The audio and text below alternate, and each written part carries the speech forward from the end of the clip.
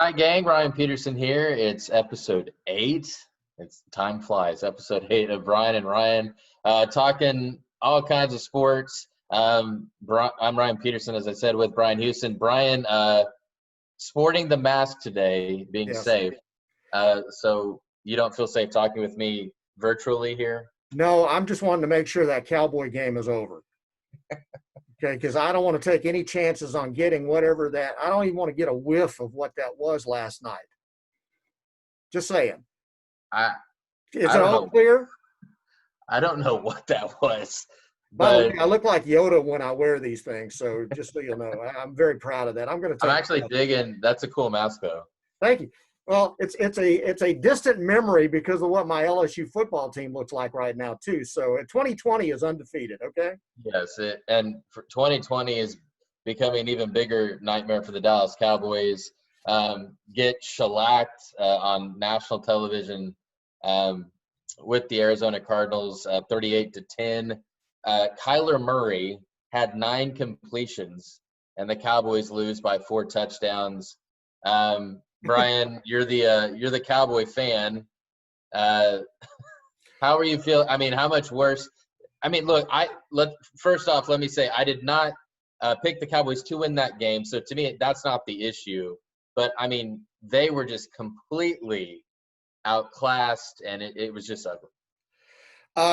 I give it. First of all, I was working a ball game. Middle school football looked better last night than what I saw coming out of Arlington. Okay, that steaming pile of excrement that was wafting up in the air from Jerry World. And Jerry, by the way, left the roof and the windows open, and it was a good thing because he probably would have killed everybody in the place. Okay, 4 plays: Zeke fumble, Cardinals score. Zeke fumble, Cardinals score. Kyler Murray, 80-yard touchdown pass with a team playing zone. Not supposed to let people get behind you, playing zone, and the guy's got 20 yards on the nearest defender, Christian Kirk, who is not exactly a track star, okay? Playing zone, they're down 21-0. Gallup drops a pass that's a sure touchdown in the end zone right before half. And then Andy Dalton is intercepted on one of the worst non-pass interference calls ever made because C.D. Lamb was mugged and left for dead by Kirkpatrick, and there's no flag. 4 plays, game's over, okay? And then I heard this phrase used last night in a post-game show, and then the Cowboys became a steaming bag of effort, okay? Follow me? They quit. They absolutely quit. Go back and look at some of the plays in the second half where Jalen Smith was getting beaten by defensive linemen downfield chasing people going back the other way. He was running at about half speed. It was the most embarrassing thing. I'd like to say the Cowboys have hit rock bottom, but I'm not sure that's true. I mean, it actually could get worse. They could lose to Washington Sunday. So, my whole thing throughout this has been because the funny thing is they're still your first place Dallas Cowboys. I don't even want to hear that. They can't even win a game. I don't even want to hear it. But now I'm actually beginning to question after that performance. I don't know that they can win this bad division because I'm not sure that they can beat Washington because Washington's front 7 is their strength. They're very good. The Cowboys' offensive line, look, we're seeing last night, this is just not the same offensive line. The 2 tackles are gone. They don't have a single starter that was supposed to be in the lineup when Zach Martin went out last night. They're putting it together with undrafted rookies. That was an expansion team offensive line. Yeah, it's not good. So I fear for Andy Dalton next week against Washington's front 7. What are they going to do to them? And here's the other thing. If you keep turning the ball over, it doesn't matter how bad the other team is. They're going to start the Giants almost beat them before because of the turnover. So, and you had called it a couple weeks ago because I had said give the ball to Zeke. You can't give it to Zeke. Can't count on him. I think I tell you, he has 7 fumbles in his last 10 games now. Can't count on him. Can't trust him. No. The thing that's so frightening about it is that when you have an offensive line that looks like that one does, again, there's not a single guy. If Zach Martin can't play, then they're entirely made up of backups and free agents and people that shouldn't even have jobs in the NFL. Okay, so then you throw Andy Dalton in on top of that, and let's just talk about that for a second. Okay, I don't fault Andy Dalton last night. Okay, because I don't think Dak could have done anything behind what they had in front of him last night. But the gap between Dak Prescott and Andy Dalton is the Grand Canyon. Okay. Yeah. All right. At least Dak could run. He could get out of some trouble with his feet, and he's a better passer. He's just a better passer. Okay. But the bottom line is, when you've got that bad an offense, and they started a game anywhere less than 17 down the entire year? I mean, you scrap your play sheet in the first quarter, it's over. And now you've got to play from behind. And then on top of that, you're asking a defense who is historically bad to find a way to stop a team. They haven't been – the next stop they make in this year is going to be the first one. Yeah. So they don't turn the ball over. They don't force turnovers. They don't do anything to slow the momentum of the other team. And the Cowboys keep putting them in short fields. It's a disaster. It's a dumpster fire. And, we've talked about complimentary football before, but the Cowboys play none. And, the funny thing is, the Cowboys defense started the game playing well. Kyler Murray was frustrated. He didn't look good in the first quarter, and they were getting stops. But as soon as the Cowboys, Zeke started fumbling, everything changed. They have the short field. They get the momentum. So even when the Cowboys defense starts, something good, the offense just keeps giving the ball right back. So the other thing too, with the offensive line, every time, there were times there were just guys running free. That I don't know how much to take from the performance by Dalton, but I do know that Dak is making more money every week by not playing. And the Cowboys now, they look, to me, especially from the outside, they look so dumb not coming to an agreement with him that now you're going – and who would have thought a guy coming with a gruesome injury that Dak had, he has all the leverage. The guy coming off with a huge injury is the one that has the leverage. That's how much the Cowboys have screwed this up. And I don't know what's going to happen the rest of the year. I still think that they have the talent offensively. But, Brian, tell me what you think. I think, though, with this offensive line, they cannot keep playing three wides. You can't do it. You have to have heavier personnel. You have to have more tight ends to help. But can't go out there and spread it out. I agree with you, but your only playmakers are those guys. That's your three best players on offense are those three wide receivers. So if you take them off the field, you got no shot. You just got no shot. What I heard Troy Aikman saying, it's got to be get the ball out of your hands in a second and a half. It's got to be the screen game. You got to try to run the football. I understand you can't trust Zeke right now, and I don't know what's happening with him, but fumbling was not his MO early in his career. It suddenly has become that. But this team's a mess. And quite honestly, when you look at the roster, you talk about talent. There's some talent there somewhere, but there's no talent. The big money players, the people that got paid in the offseason, particularly on defense, I'm still waiting for those guys to stop stealing money because they have done nothing. DeMarcus Lawrence, where have you been? Okay. Jalen Smith looks lost. Their secondary is a disaster. Trayvon Diggs is the only guy on the team that I think should be an NFL player. The rest of these guys, they're just guys. So suddenly, you talk about all this talent, but I'm looking at it now and I'm telling you, beyond their three wideouts and maybe the tight end, because of everybody else, and Zeke, if you want to throw him in there, it's an expansion team. They're terrible. And I don't know how you fix this. I really don't. They do the same thing every week. Every week. 6 games in, and it's the same thing. They turn the ball over, get so far behind, and then expect their offense to come back, and now you don't have your quarterback. So I got this stuff about being the best, still the best team in the division. No. They are as bad as the Giants right now. Okay. They're terrible. And I don't have a lot of hope. I would firmly expect them to go out and lay an egg. And again, the steaming pile coming from the Washington game this weekend. I think it's going to be more of the same. I don't like to write off a season like that, but show me something gives me any evidence there's any hope. I don't see it right now. I saw this morning the NFC South. NFC West is now 8-1 against the NFC East, but the NFC East winner is going to get to host probably one of those teams in the playoffs. So funny how that's worked, but the NFC East dumpster fire. I do want to say one thing though. Kyler Murray, what do you think about him? Because I mean, there's no question the guy's a dynamic player with his feet. I don't think the guy's a pro passer. I really don't. I'm torn because I honestly, especially at the beginning of the game, I was not impressed.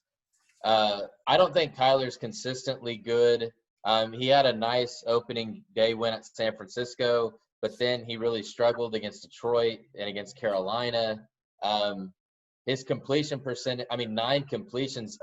Those are like, being a Bronco fan, Brian, those are like Tim Tebow numbers that we're seeing. Now he's much more electric running the ball. And I think that's kind of been where he's different is he can run. He's not quite Lamar Jackson, but he's very, he's electric, but I don't know how long you live like that. Right. Yeah. And I don't know. I personally don't think the Cardinals are that good. I know they're 4-2 right now, but I think they're going to come crashing back down to earth as well. The Cowboys started that game shutting them down, and then turnovers, and then it snowballed. And then they quit.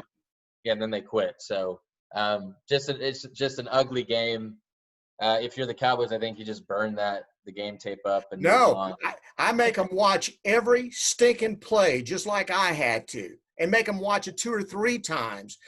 Somebody needs to hold these people accountable. They're stealing money right now. They are. And I don't know what that coaching staff's doing, and I don't know.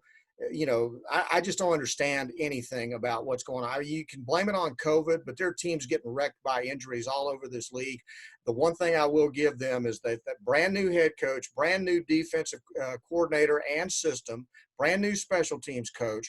Now you got a quarterback. Andy Dalton, I think, is a decent quarterback, but let's face it, with no OTAs and offseason, Dak got all the throws when they got back on the field. So Dalton's still trying to just figure out chemistry with the receivers right now. So maybe that'll get better. But he looked rusty last night. And even at his best, who knows? Dalton will be better. I wouldn't so much worry about Andy Dalton. I think he'll be okay. Again, he's not Dak.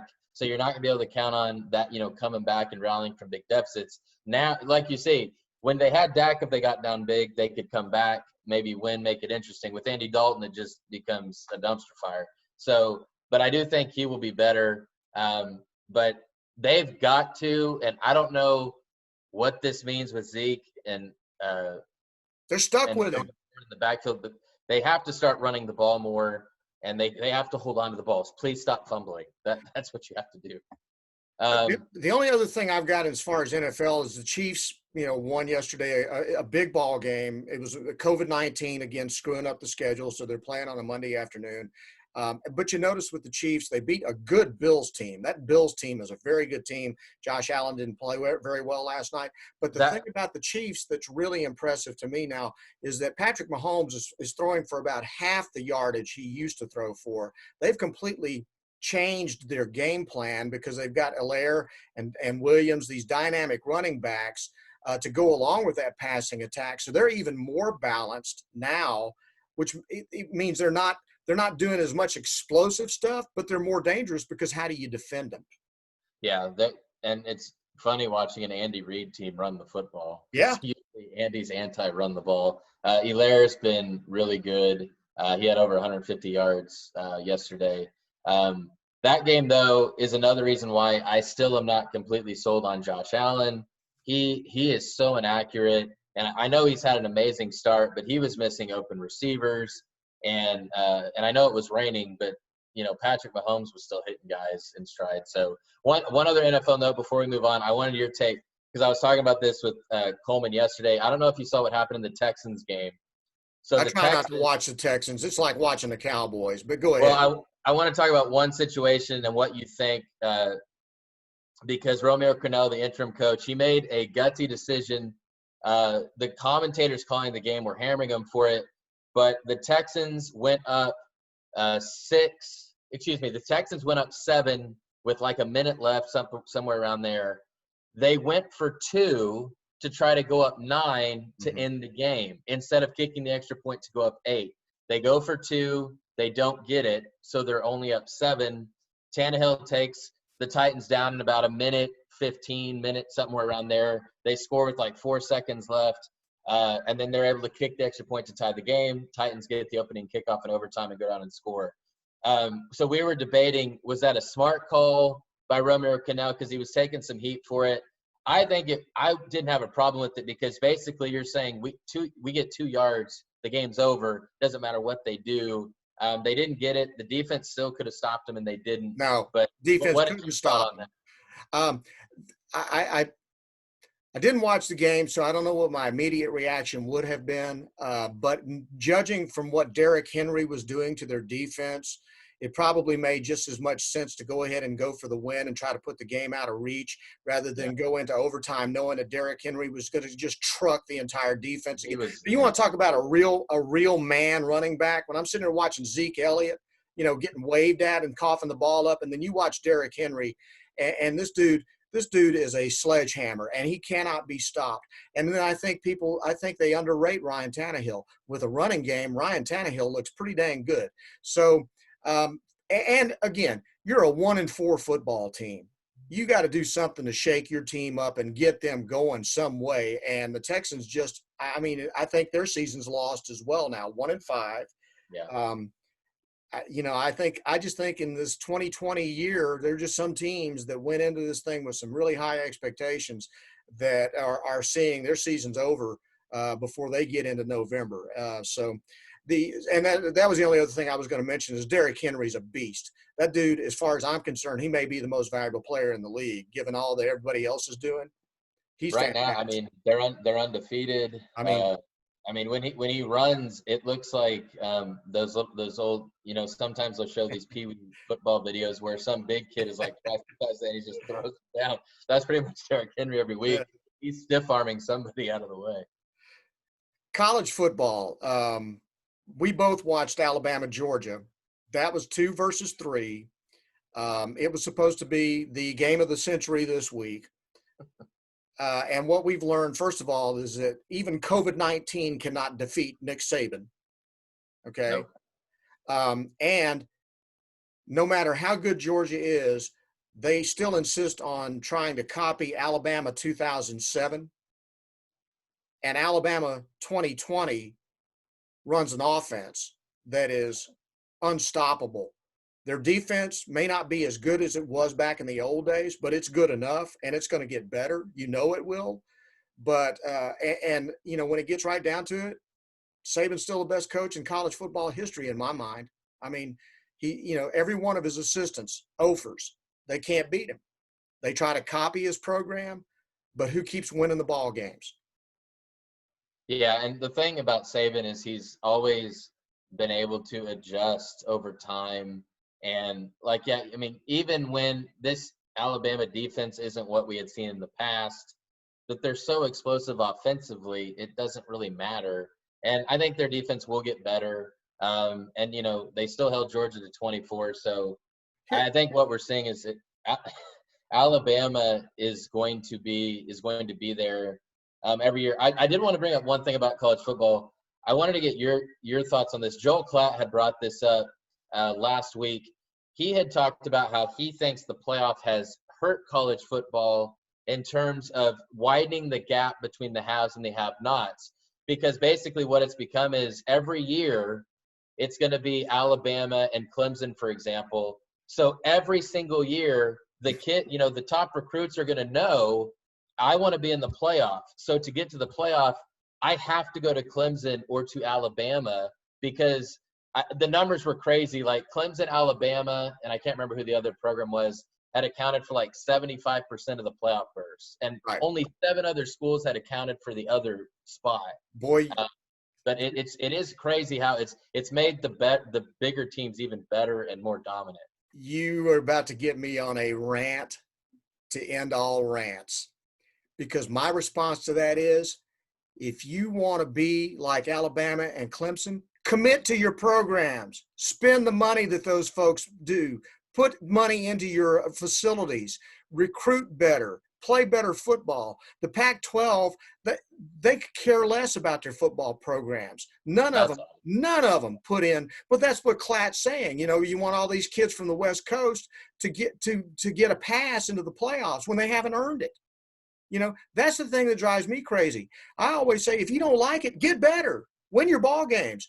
A Big 12, play defense. Now, everybody's sitting there going crazy about the SEC defense. Suddenly last week, SEC defense was back. It was a 1-week aberration. You notice that? You didn't see people giving up 700 yards last week. Now, Alabama did it to Georgia, but I guarantee you Georgia's not going to give that up the rest of the way. You know, I'm seeing Mike Leach getting his hand handed to him with that so-called Big 12 offense that was going to, hurt everybody in the SEC. LSU got torched, and everybody saw the answer on how to beat him, and he hasn't been able to. That win in Baton Rouge feels like a year ago now. Well, but it gave everybody in the SEC the template. Rush 3, play 8, and keep everybody in front of you. Make them run the football. They're going to get destroyed. Okay. And talking about Leach, A&M gets another win. So they're 3-1 now in the SEC. Maybe they figured it out. And that was my point with A&M. You know, A&M always is screaming about it being their birthright, that they ought to be a national championship contender. Get better. Win your ball games. Well, they're finally doing something about it. You know, I have to say, A&M seems to be right now on the right track. Why? Because they quit believing that Kellen Mond is Trevor Lawrence. They quit trying to put the ball game in his hands and let him throw them to wins. They started turning around, handing the ball off, running the football. They make Kellen Mond a game manager. Spiller is their best player, not Mond. Yeah, give the ball. Their running game was over 200 yards. They just keep doing it, and the schedule plays in their favor. So they could continue to go on, and they could end up being a playoff contender. Unfortunately, they lost the biggest game they were going to have all year long, and they lost it badly to Alabama. So that may have already cost them a playoff shot or even a berth in the SEC championship game. So we'll see what happens there. But A&M, I got to give Jimbo credit for that. They've got a super experienced offensive line, and they punished Mississippi State. It's got a pretty good defense. Mississippi State's defense is not Mike Leach Big 12 defense. It's a good defense, and they just punished them. The biggest story to me in college football this year right now is Sam Pittman in Arkansas. I mean, you got a team that came into the year, had gone nearly 3 years without winning an SEC game, and now they've won 2 of their last 3, and they got screwed out of the Auburn game in one of the most brutal calls in history. So right now they could be, they'd have 3 wins. And they led Georgia at halftime. Now it got ugly in the second half, but I mean, they led Georgia at halftime.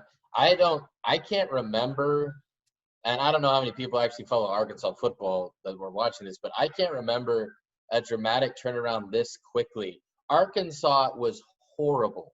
I mean, they weren't even I was saying they shouldn't even be in the SEC. They were so bad.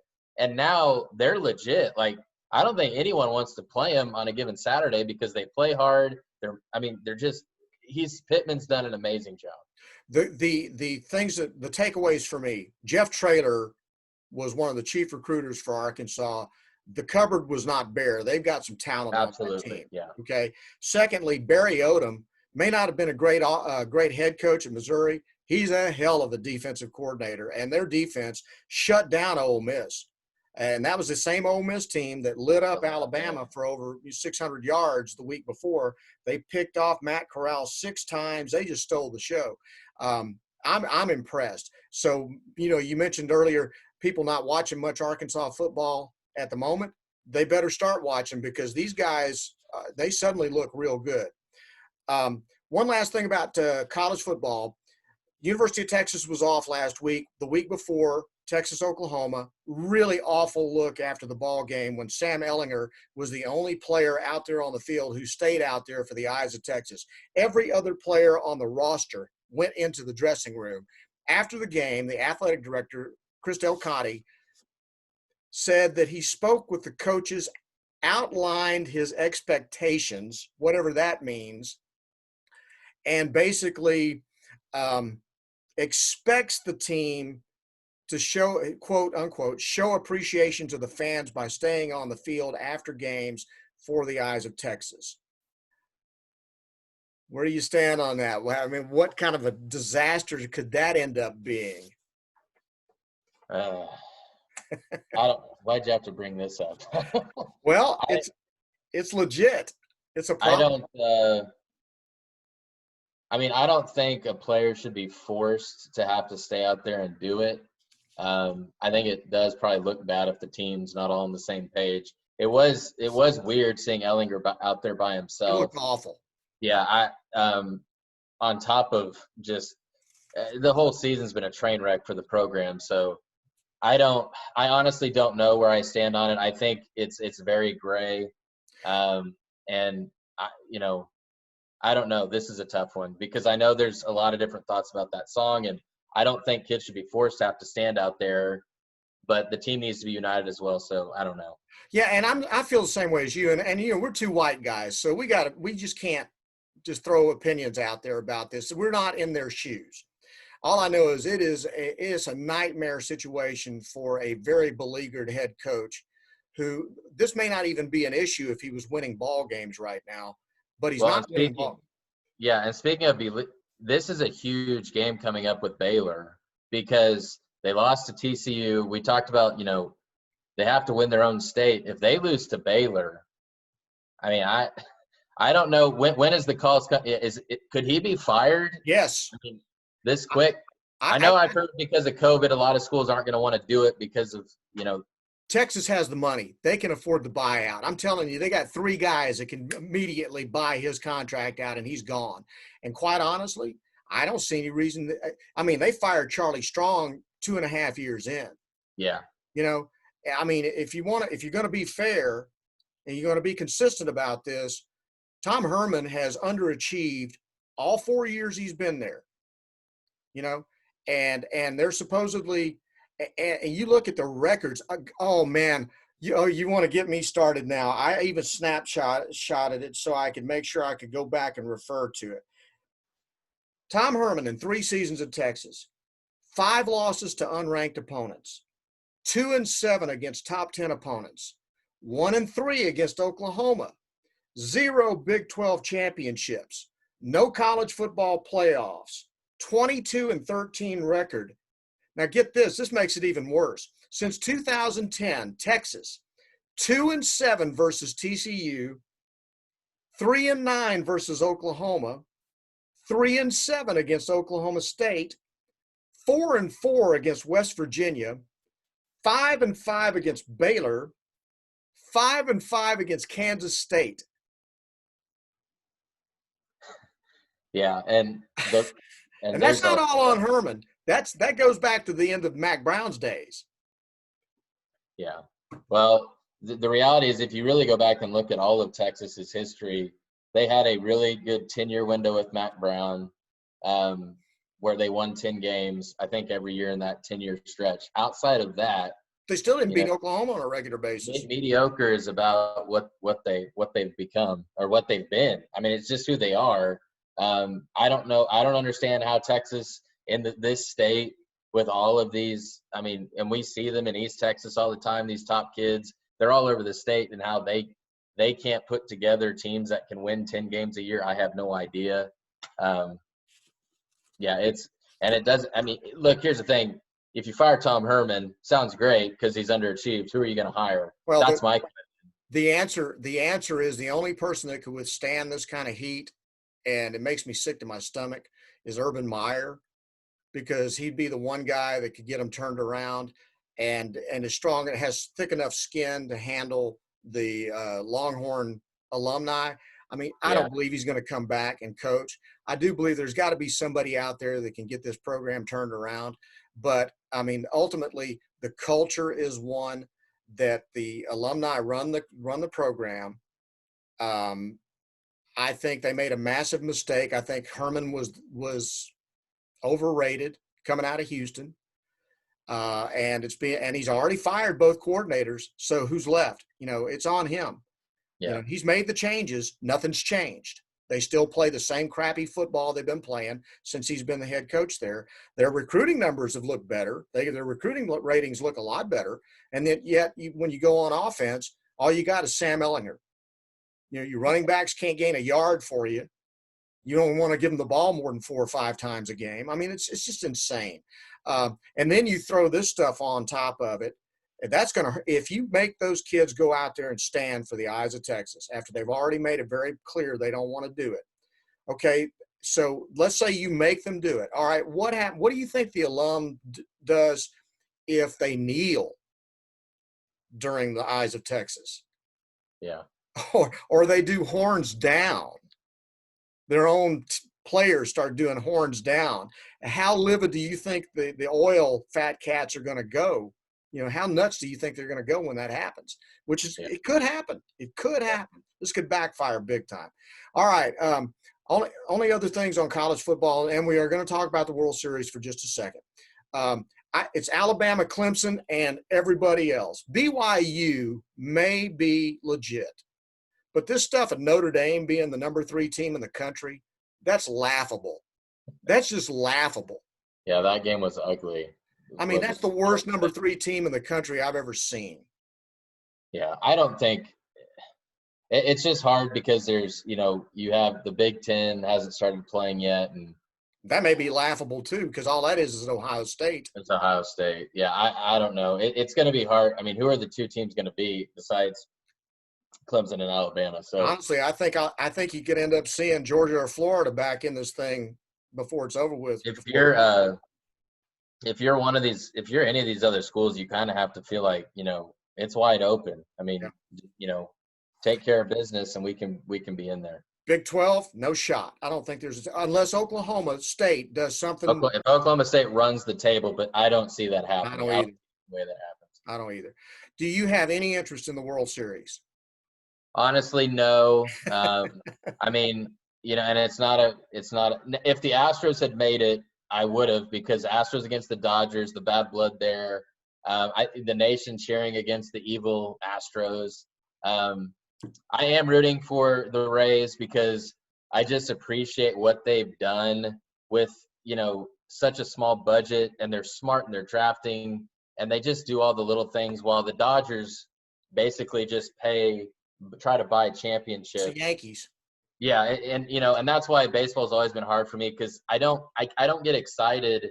If the Dodgers win, I'm not impressed with that. I mean, congratulations, you won it, but it doesn't impress me. If the Rays win it, that's going to be really cool. One thing I do want to ask, and then we'll wrap it up about this.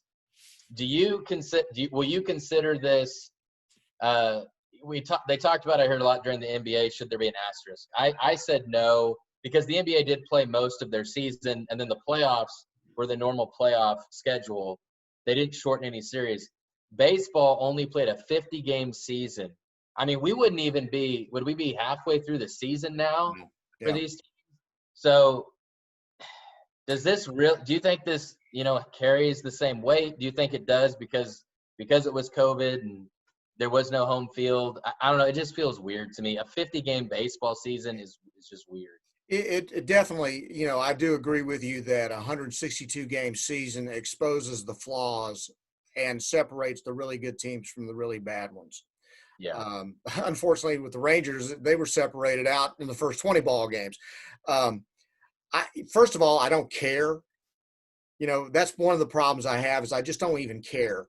You can put an asterisk on it or you can't. It doesn't matter to me. Neither team does anything for me. I agree with you on Tampa Bay. The other thing I'll add is that they've done what they've done with zero fan support. They can't even get people to come to their games, and they've got the best team in baseball. That drives me nuts. I agree with you about Dodgers and the Yankees just throwing money at stuff and putting together. They're like the Lakers. Just throw the money wherever LeBron wants to go, throw the money there and get as many players as you can and throw that team together. So I find it funny that they haven't won a World Series since 1988 doing it that way. Yeah. All I can say is that the circumstances for every team were the same. And they just had to play out the schedule that they were dealt. It was like watching college World Series.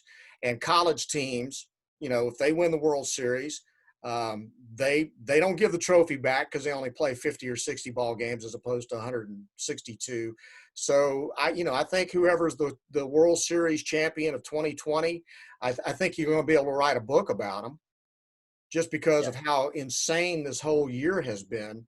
And the way things had to be done, and teams that lost double figures in games because of COVID, and I think they're interesting. I think baseball loves their history. Well, there's nothing more bizarre in history than what this year's been like. And I think it would be amazing if Tampa won, taking down in the playoffs the payrolls that they beat in the Yankees and the Astros, and if they could beat the Dodgers, that to me would be pretty impressive. And don't leave out the biggest thing is they're going to play the entire World Series at Globe Life Park, the brand new Rangers Park, where the Rangers never had a single fan at a ball game the entire year, but they're going to have 25% capacity for the World Series. So you're going to have a bunch of, a bunch of transplanted Dodgers and Tampa Bay fans that will come, that have moved to the Metroplex and will go to the ball game and have a good time. But, it's just, this year has just been, I'm exhausted, Ryan.